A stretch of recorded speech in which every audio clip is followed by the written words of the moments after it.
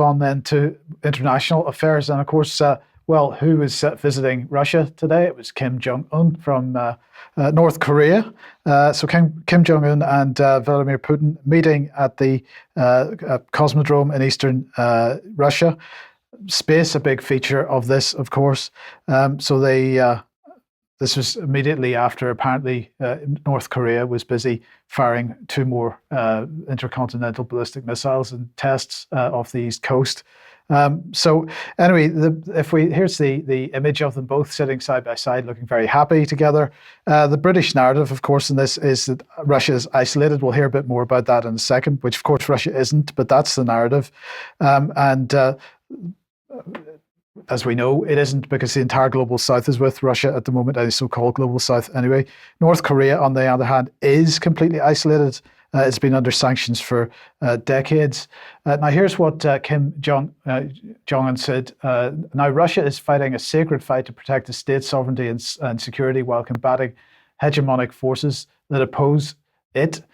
We have always supported every decision that President Putin or the Russian government makes. So that was his position today. The BBC's position, though, is that he is there to sell weapons to Russia because Russia needs weapons, and particularly artillery shells. It is thought that Russia might need 122 millimeter, 152 millimeter shells because its stocks are running low, but it's not easy to determine North Korea's full artillery inventory given its secretive nature. Yeah, well, of course, BBC's been trying to tell us that the Russians are running out of ammunition for the bulk of the war in Ukraine, and that was clearly untrue. So there's no evidence to support what they're saying. But yes, it's highly likely that the Russians are after more ammunition. But are they going to be after it from North Korea? I don't think so. I mean, think of it in this terms, Brian. Russia's defense budget is $26 billion equivalent, right? Yep. The UK's is $50 billion, just to give an idea of the scope. North Korea's budget is $4 billion equivalent, and most of that seems to be being spent on testing these intercontinental ballistic missiles. So what do they actually have? What kind of infantry do they have? Probably not very much in reality. So is that the likely explanation? I'm going to say not. But anyway, much more likely China would be the supplier, because its defense budget at the moment is $227 billion equivalent. So anyway, this was the Russian response. Russia maintains its position in the United Nations and the Security Council because, of course, North Korea is suffering under sanctions for many, many years as a pariah state, as everybody knows.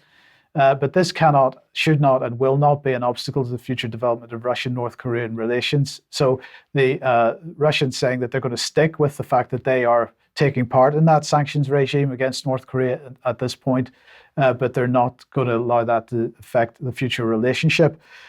So my question then is, if it maybe it is about weapons, I find that highly unlikely, but if it isn't, then what is it more likely to be about? I think North Korea is looking at the BRICS, at Russia, China, South Africa, and so on, the so-called global south, the expansion of the BRICS, and the fact that it is being seen or being viewed by just about everybody as a pariah state for so long. They're wanting to come in from the cold, as it were, and they're seeing Russia as a likely partner because Russia is getting the North Korea treatment at the moment.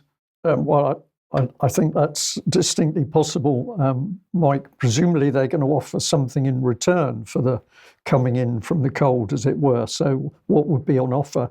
And just the other point on that is that if the North Koreans are focused on producing material and ammunition, they're quite capable of doing it, even at a smaller scale than we may say the Russians. Okay. So we'll see.